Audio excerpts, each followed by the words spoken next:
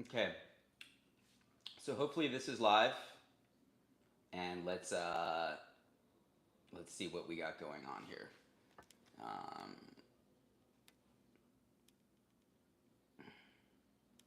all right, there we go. Okay, so by now I probably have lost all the people who had signed up for this, and let me make sure I put on my lapel mic. And so I had a few people here waiting, and because I did such a great job of promoting this with all of maybe about 28 minutes, uh, I would anticipate that there's not going to be a lot of people coming to this one, which is okay. And, I've had a rough week, had a really rough weekend, and I thought about not doing it today because I'm like, well, no one will care. It won't matter because, I don't, yeah, it won't matter because no one's watching. And no one's watching right now. But I really want to practice what I preach, and it's all about showing up, being consistent, and not every day is easy. And if you wait for the perfect time and wait for the perfect moments, life passes you by. So sometimes it's best to just go, move, do things, make things happen. Um, so with that being said, if you hop on the chat, please shoot me a message. Tell me what's going on. Tell me where you're coming from. Tell me if I can answer any questions for you, if there's anything you would like to see with the content on this channel, or just tell me what's on your mind. And there's a lot of things that I wanted to chat about here today, and just waiting for people to hop on. But one topic I'm really into exploring coming up here is about how we show up online, how we present ourselves. And so many YouTubers, so many people on Instagram. So, hey, Paul, thank you so much for coming on, and thank you for watching the live video streams. And what I was saying is that a lot of us, when we are online, whether social media, whether it be Facebook, Instagram, YouTube, TikTok, whatever, all of us want to paint or construct this fun house. Like this fun house with mirrors of flattering images of ourselves, and we want to present like put the best foot forward. Or if you're a musician and another musician says, hey man, what do you got going on? How you doing? You always want to say, oh, everything's great, man. I got all this going on.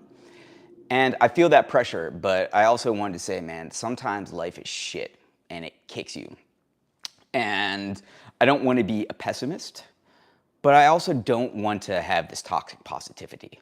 I had a pretty tough weekend, and I'm in a pretty bad spot this week. And then we have someone else joining. Says, how nepotistic is Music Row? I see it's entirely based around networking. So that's a good question. So we're talking about Music Row here in Nashville. And I've done some work on Music Row before. That's not my main source of income. I would like to do more work there in the future, but I have experience there. And I'm not going to act like I'm an expert on anything. I'm just going to share my experiences. But the thing about Music Row is, I would say, is applicable to much of the music industry. It's also applicable to much of the music world. Nepotism. It's another way of saying life isn't fair. Music is not a meritocracy. So if you're a songwriter, if you're a producer, if you're a musician, you need to be able to produce some things. You need to be able to be good at what you do. You need to have a certain level of competency. But if you're an asshole, it doesn't matter. There's like maybe 1% of 1% of 1% that can get away with being an asshole and still get by on their talents. Now, I'm not saying that that if you're just a nice guy and you have talent, that's enough. You have to put in intentional work and intentional efforts at marketing and networking. And for me, that's always been a roadblock in the past because I've always been very unsure of myself. Even as I'm answering this question about Music Row, I thought to myself, you can't answer this. You don't work down there every day. And I have worked down there before, but it brings me back to the point where that it's all about networking and putting yourself out there. And sometimes it's hard to put yourself out there, like me putting myself here on YouTube. And if it was easy, everybody would do it. So whether you're in Music Row in Nashville, whether you're in LA on the Strip, whether in New York, whether you're in Omaha, Nebraska, I think so much of success, not just in music, but in life in general, is just about what kind of efforts have you intentionally put into networking, to building your network, to making connections with other people. I'm sure if you're a musician, you've seen someone on TV. And I know we all have this moment where we are developing as a musician, and we've always seen people on TV as gods performing on TV. At least I did. If I saw someone on Saturday Night Live, I'm like, whoa. And there was some points maybe in my college education where me and the other drummers, we would kind of bash this a drummer or a musician we saw live on TV, because we're like, oh man, we're better than that guy. We're better than that person. And what we failed to realize is that there's a lot of people. There's always going to be somebody better, but there's a certain reason everyone has a job. Everyone has their gig. So, and nepotism, it's another way of saying, yeah, networking. Who are you friends with? So if you come to Nashville, make friends. I'm working on a video right now where I'm talking about me intentionally going out and making friends, meeting people, making connections. It's tough.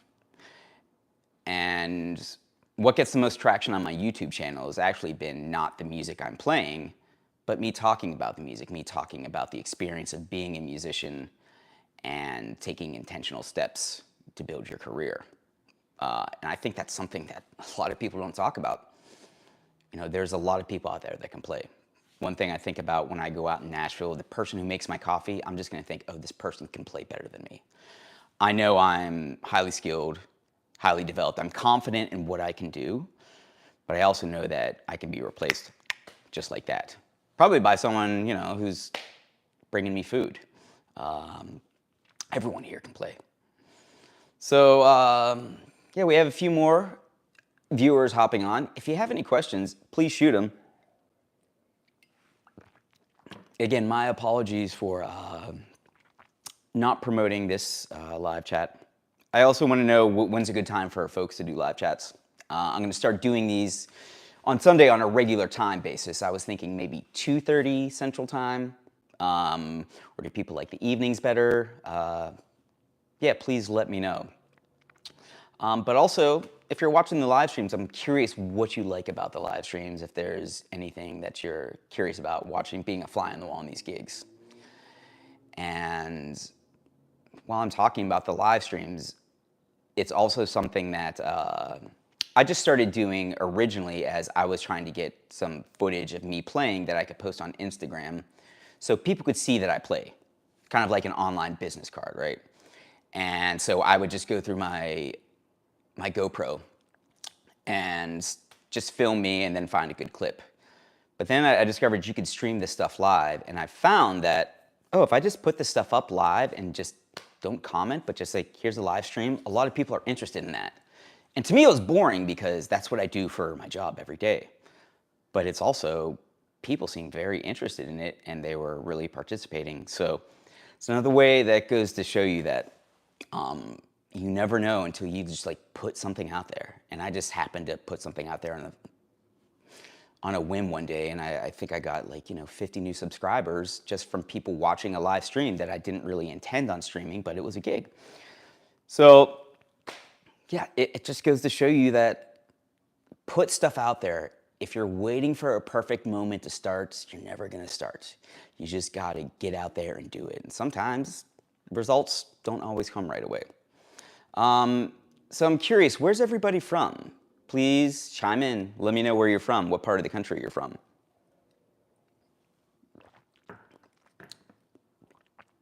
And again, this is incredibly awkward, me talking a bit into a void, but no one's gonna die. And, you know, I didn't promote this, but it's okay. Hey Joel, how you doing? Joel, you're on the live stream on Friday, is that correct? I think you're watching the gig with me and Aaron Nichols. We were doing it at the Valentine. I don't know if anybody could see me, but I was stuck back there in a glass cage, and I had a lot of questions about that. And that's something the venue did where they're trying to keep the volume down of the drummers. Because some drummers, if you've ever walked on Broadway, it's just a sea of, it's a cacophony of banging and clanging and sounds. Yeah, you couldn't see me because I was back there in the cage. And so here's another question I want to ask people. If you're watching that live stream on Friday, I set it up out front of the stage because of that awkward stage setup, so people could see the other musicians and see what's going on and see what it's like. And I usually set that back there in the drum cage, but I thought that's kind of boring and doesn't sound that great back here.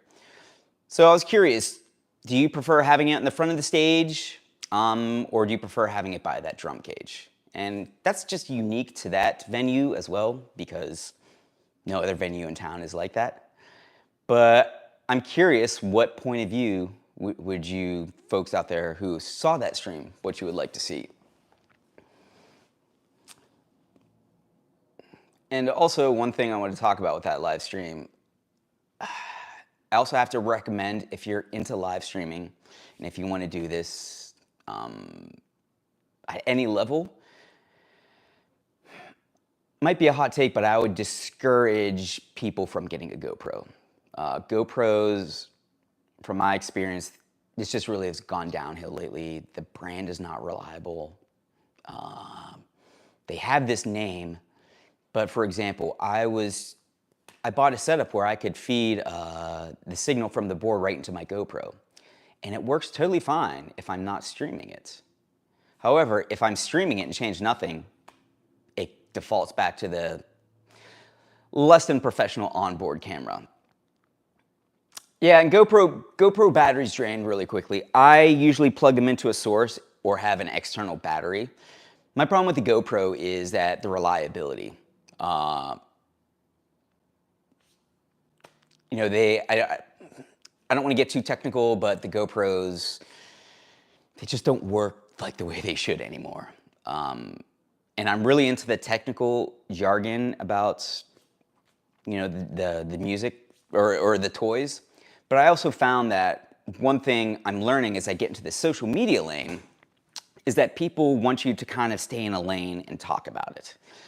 And I've decided to really focus on my journey as a musician, re-entering the music field kind of in my ascent. And that's a pretty broad spectrum. And right now I'm kind of focusing granularly on Nashville itself, because I'm not from Nashville. I'm learning the area, learning the scene. And I'm going to document kind of my life on the road, touring as a professional musician, and not necessarily as, you know, I don't want to start getting into tech reviews per se or gear reviews. Those are great, I love them, but there's so many other people out there doing it.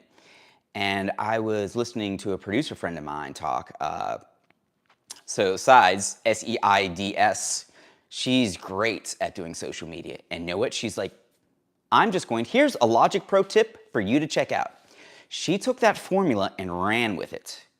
And she just stayed in a very specific lane. And she did that over and over and over again. She has over 100,000 followers now. And social media isn't just about followers, it's about what can you do with that. And she's found a way to leverage that to teach some classes, to get some endorsements, to work with some companies. And I didn't intend on doing a social media masterclass here, but what I'm saying is that a lot of times people think that they want to get into YouTube or TikTok or Instagram and do that kind of on a serious level, which I think is great. Explore that. And one learning I've taken from that is, what's my lane? What am I going to do? Let me stick into that lane. So Joel says, I recorded my friend's band here in Tucson, decided on an Android phone with a Zoom recorder as an external mic. Yeah, and that's, I mean, the Android is probably gonna have a great camera on it, right? And, you know, can you interface that Zoom in with your phone? That's what I'm curious about. And I found a way to interface a good quality mic setup into the GoPro. But again, it just doesn't work live with streaming. The GoPro is just so unreliable. Oh, everyone and their brother does gear. It's a distraction. Some people, yeah, I kind of like the gear stuff, but I think it's also like if you go to a restaurant and that restaurant is serving you Mexican food and they also have pizza on the menu and they also have Italian food and they also have Ethiopian food. How many things are they going to do? And then you start thinking, they can't be good at all of these things or the quality isn't quite there.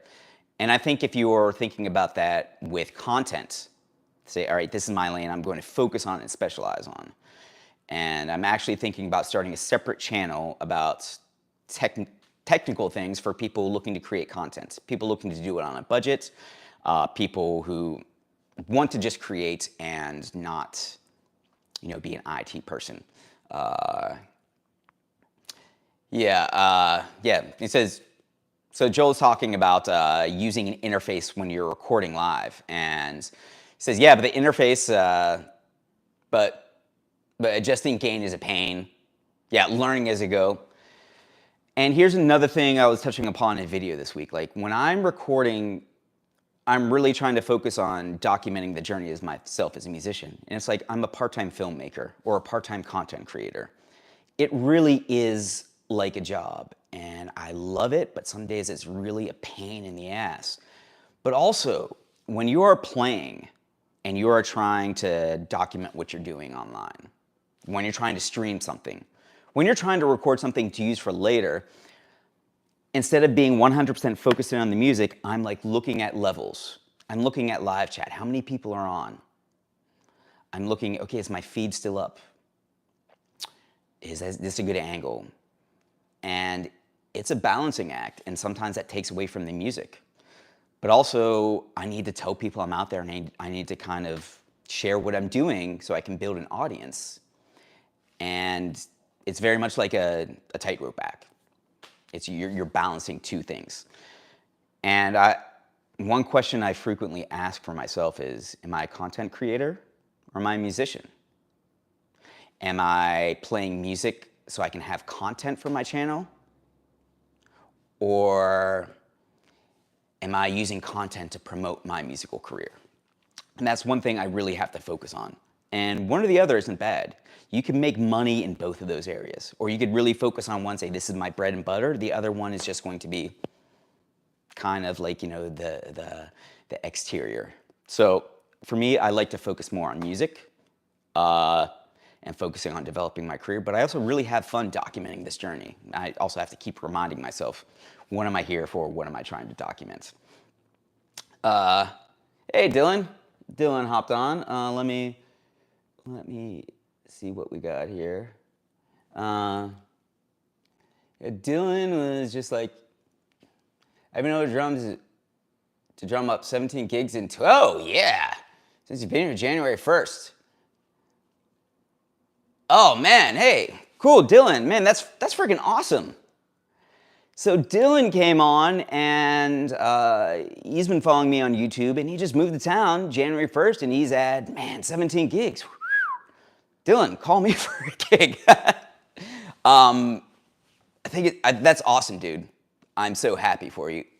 And if you're ever at a gig, or if you're ever in town and you see me on a gig, feel free to say hey. Sometimes I can't necessarily talk in the middle of the song, but after a while you get so adapted and acclimated to it, of playing and just rolling with it, it's no big deal. That's awesome. So Dylan, do you have anything to share with people watching? What are some things you learned? What are some key learnings or takeaways you've gotten from your first few weeks in town? And how are you liking it so far? Yeah, and really what Dylan's doing, he just came in and he threw himself in town. I've seen him on a couple of the Facebook pages, just putting himself out there, which is freaking awesome. But also, man, coming to a gig in person, Dylan, that's huge. Dude, I really wish you would have said hey. But But shoot me a message, Dylan. I want to come to one of your gigs. I want to say, kind of have like this intersection of YouTube and real life. And really, and why I want to do that is a huge thing I want everyone to take away from this is that in real life, making a connection in face, in person, is so much more potent, so much more powerful. It leads to so many better things. Is it uncomfortable or inconvenient sometimes? Yeah, absolutely. But getting out there, yeah, that's a huge deal. And Dylan's a guitarist and he's a singer, and I guess he's been doing so Dylan, have you been doing the duo gigs, solo gigs, or have you been doing full band shifts? And those are all kind of different animals here.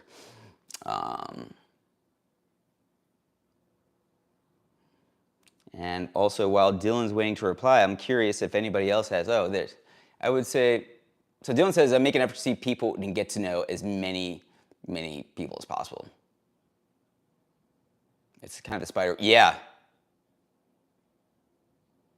Yeah, exactly, spiderweb effect, or like dominoes. Like one person, so one key takeaway is, especially if you're new in town and someone offers you a gig for like $20, is that insulting? Absolutely. Are you doing anything that day? No? Cool. Maybe take that. And if you're starting off in town trying to build your network, and something may not come of that gig, but maybe you meet somebody who knows somebody else who knows somebody else, and you can just eventually build things out so that you can, the more people know you, the better. It's an easy way of saying that. Don't let people forget your name. Don't let people forget your face. So follow up too with people afterwards. You sit on a gig with somebody, give them your name and number. That's always awkward for me, and I always feel like disingenuous doing that. But what's the worst thing that could happen from me saying, hey, I enjoyed playing with you. If you ever need a drummer, here's my number. Yeah, Dylan, seriously, shoot me your schedule. I would love to come out to one of your gigs. And yeah, especially during the slow time. And like the slow time, I'm kind of intentionally peeling back on Broadway a touch because I want to focus on doing some, other scenes, some original gigs, and that takes some time and some effort to break into a new scene. It's Broadway is very different than the rest of the music world here in Nashville. I've done a lot of touring and Americana work and recording work, and it's in a totally different place than Broadway. So we have, how do you feel Nashville has changed since the mass groups of Californians started moving there? That's a good question. I just moved here in 2021.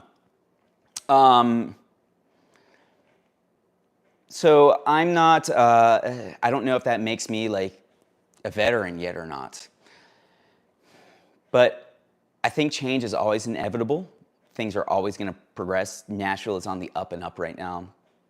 And that's good, but that also means there's more competition here. That also means that the musician wages, I would say, are kind of stagnating while inflation rises. And if you're working for tips, people aren't tipping quite as much now. And yeah, but if you're here and you're here to be serious, you might as well come. I mean, there's never going to be a perfect time. I just see that with more stages opening up, there's less audiences for the crowd because everything is diluted. But again, like I know a guy who does some solo gigs on like a side bar off Broadway that like has like maybe 20, 30 people in it at most. And he's able to make $1,000, almost $2,000 on some busy solo gigs. So yeah, it's all about, yeah, it's just getting out there.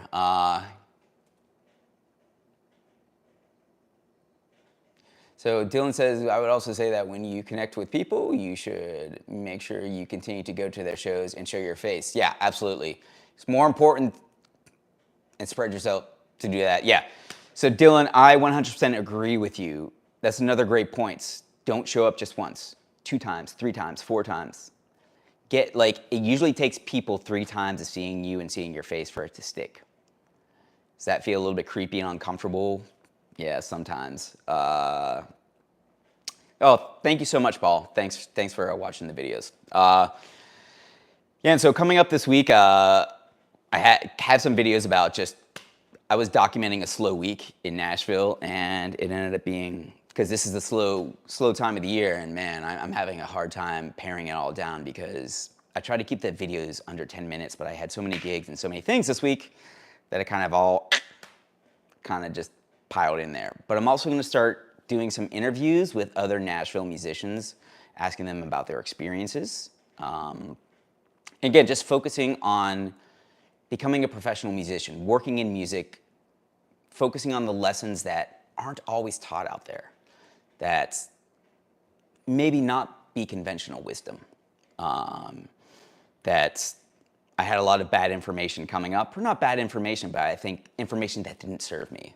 So I'm going to be interviewing some musicians about that, and I'm also going to be talking about social media and how dangerous it can be.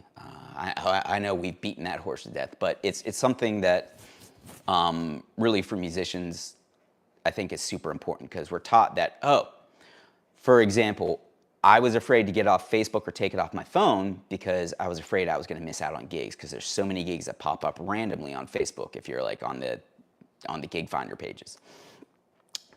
And that is true, but however, I missed a lot more things by being on those Facebook pages, by having that occupy my time, my energy, my space, instead of being present in the world, instead of thinking about the overall big picture. And I think with social media is that's going to be a topic I'm going to be covering pretty soon, is like really how to balance that. How to use it as a tool, but don't feel like you have to do it for your career, because it can actually really hurt you. It can hurt you in multiple ways just by being too immersed in it. Like, who gives a shit about likes? But it can also, I see a lot of people being a little bit too extra on social media. And I don't necessarily mean extra in the way of being vulnerable and raw, but like saying an opinion about something that, okay, does that change anything? If you don't like somebody, or if you want to bitch and moan and complain about something, cool. But like, think about it more as business media. If you go to a business and they're out there roasting and flaming people, you probably don't want to use that as a business. And I think a lot of times when we post some stuff on social media, it's like, is this serving my career? That's another thing I want people to think about, and just, especially when people are also saying, I don't have time to learn this or do this. I say, I want you to look at your phone and tell me, look at your Instagram screen time. How much time do you spend a day on it, a week? What could you do with that time? Let's say you're spending 2 or 3 hours a week on it. What if you spent 2 or 3 hours going out to gigs, talking to people every week? Will that feel as immediately gratifying? Absolutely not. Will that be more uncomfortable? Absolutely. Will that be effective in the short term? Probably not. Will that be effective in the long term? I would say yes, 100% yes. Far more effective. If you spend 3 weeks, 3 or 4 weeks, spending 3 or 4 hours a week out there just networking, things will start happening.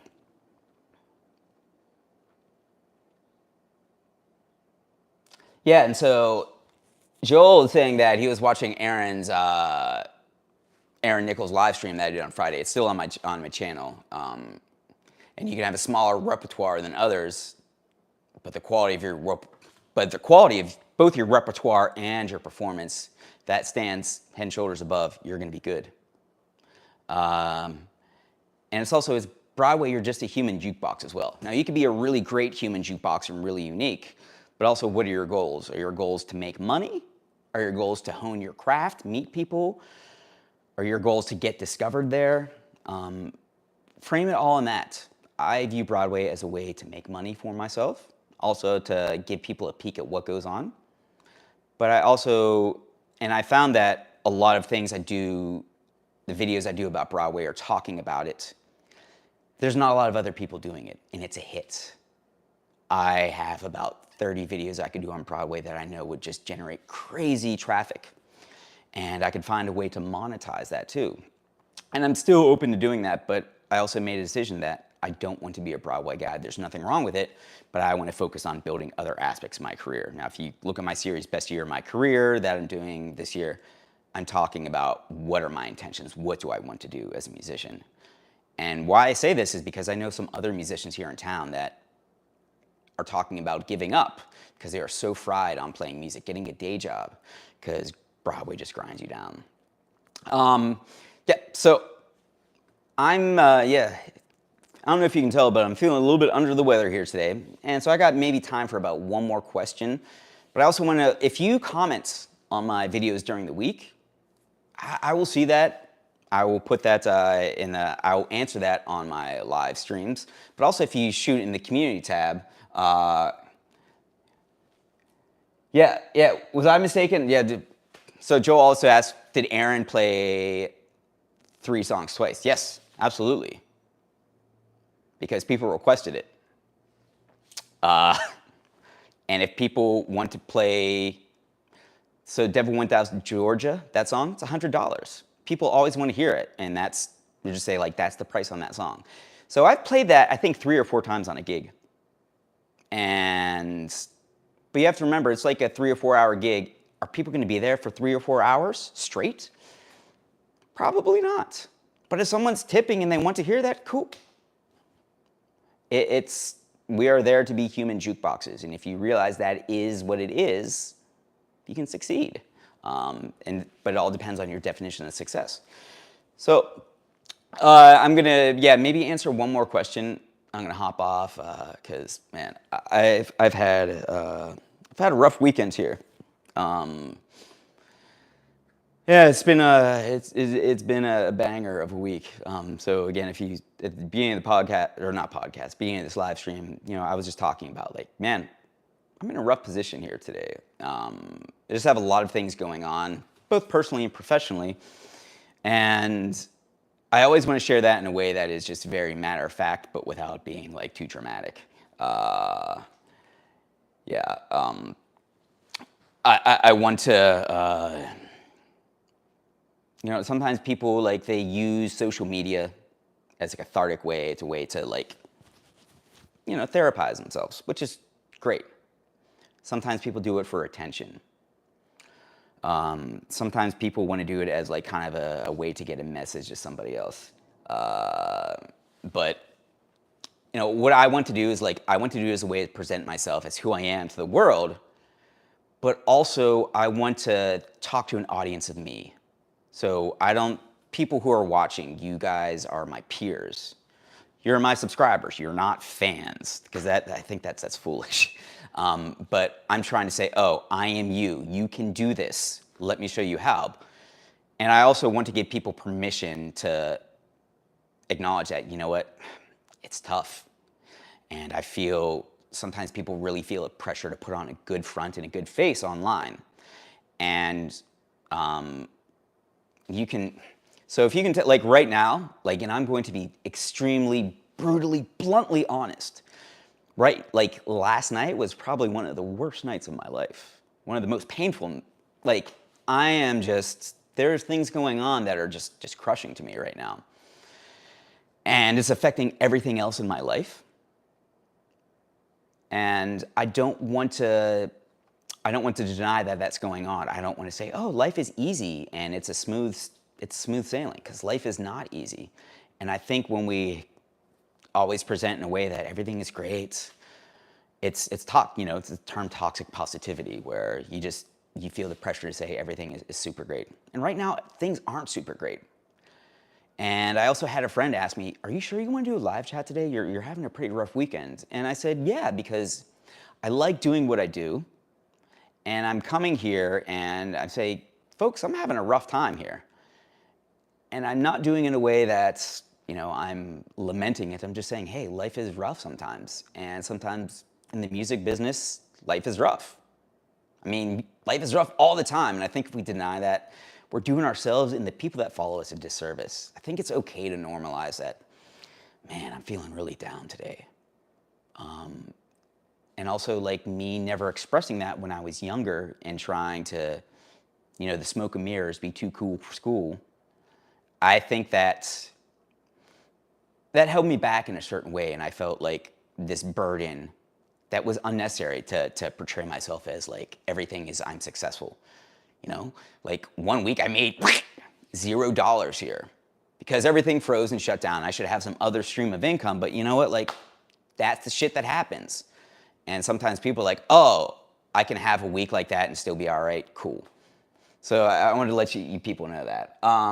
So we had Katie. Okay, Katie Hart. Last one? What would you say to anyone going through their first off season? Well, if you're in your off season right now,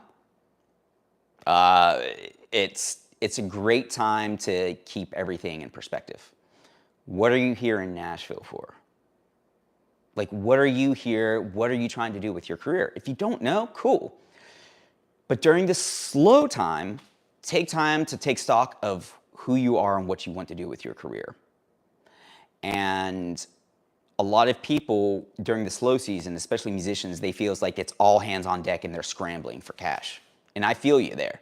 I'm doing that same thing right now. I'm trying to stay afloat. I've had a lot of changes in life, and I've had to pay for a lot of new things coming up. But also, I am not going fully all hands on deck to just making money, because me personally, I throw all my energy into this making money, and then all of a sudden I lose track of what my goals are and what my intentions are. And then I establish this kind of pendulum swinging pattern where I go super hard for like 3 or 4 weeks and then I just get burnt out. So like Dylan was like talking about his voice got fried. Again, like think about like an athlete. Football players can't compete hard every day. That's why they only play once a week, because there's only so much a body can take. You need to be able to recover and to perform. So take the time. If it's slow, don't panic. Like, panicking is not going to do you any good. Keep your goals in mind. Look at your goals and say, what are my priorities today? What are 5 things I need to get done this week? Big to medium-sized goals. And then from there, what are the daily steps I can do to make them? Do those weekly goals, are they set in line with my monthly, quarterly goals? Think about those things, and not just in Nashville, but any musician or anybody who's trying to like direct themselves for their own self-guided career. Thanks, Joel. Yeah, I mean, musicians are no exception. Life is tough. Life is tough for non-musicians. Life is tough for musicians. Life is tough for everybody. And again, I want to share my life here, certain parts of it. Not everything personal, but I want to share that, like, oh, there's a person behind this career, and it's okay to be a person. And it's okay to have rough moments. And it's important to process them, acknowledge them, take time to sit with them. That's why I'm journaling every day. That's why I go to therapy, because a lot of times my anger and my sadness from previous parts of my life really steered a lot of my decisions, and it led me to nowhere good. And yeah, I'm probably having one of the toughest weekends of my life, but it's also a testament to, I don't give up, but I also really enjoy playing music, and I love doing this. And and why I really say these things about me having one of the worst weekends of my life, one of the worst experiences of my life, probably. It's because, since we're all musicians here, I want to make a point. If you've ever had like a really rough day, really rough moments where you're just, and you put on a song, a sad song that just totally encapsulates the way you feel, totally encapsulates some kind of your pain or your isolation. Hearing that song doesn't fix your problems, it doesn't resolve them, doesn't make them go away, but it makes you feel better. Why? Because you're not alone. Oh, I am human. The things I'm feeling are very human. And I want to do that through talking, saying, oh, if you've ever experienced something where you're like, I don't know if I can get out of bed today, other people have done that. Other people that you see online that are putting off this like bright, shiny persona, they're doing that same thing as well. They felt that pain. And I don't need to use my pain or my suffering as entertainment, because I want to respect the people in my life. I want to respect my own private life and myself, but I also want to respect the people following me and say, you know what? It's okay to have rough moments. It's okay to show up and say, listen, I'm having a bad day today, but I want to show up and do this because I love it. And, I love playing music and I love chatting with you guys. Dylan says there's always positives and bad situations. Yeah, easier said than done. Slow season is the best time for people to sit in. Yeah, slow season also is the best way for you to find out who you want to be with and who you want to hang with. No, Dylan. No. None take at all. Iron Man, thank you so much for tuning in, man. I saw you the other day on my live stream on, I think I was playing at the second fiddle. No, I was playing at Layla's. I mistakenly put it as the second fiddle. I saw you there, and again, I try to chat with people and interact with them when I'm on the streams, but when I'm playing, yeah. But again, I'm gonna leave this live stream up, and we had a few people check in here, and it was, thank you for coming and chatting today. I'm going to try to do this in a more regular fashion. Thanks, Iron Man. I'm going to try to do this in a regular fashion, and I'm going to try to really lock that down.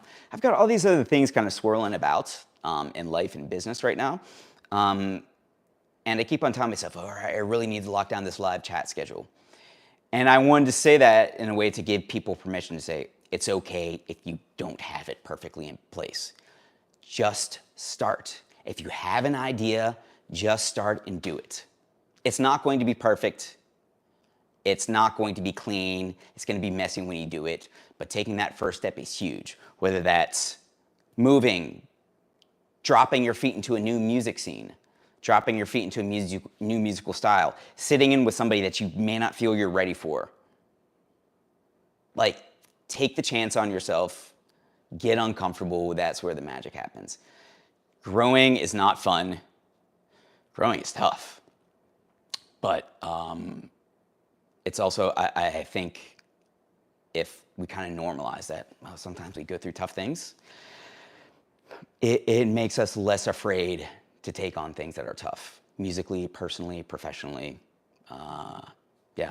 So again, I'm going to sign off here. Everyone here is a great, this is one of my favorite things to do, because it's not about me. It's I view myself as an avatar for everybody else, and I just really like to build a community here. If there's something you want to see in an upcoming live chat, shoot me a message. There's also a community tab. You can also comment on the community tab here. And if you follow, subscribe, you should get notifications about that. Hit that bell and you'll see that, oh, I posted, here comes the live stream. If you have a question, shoot it to me. If there's some video content you would like to see, shoot it to me. If you have questions about music, moving to Nashville, Nashville number charts, whatever.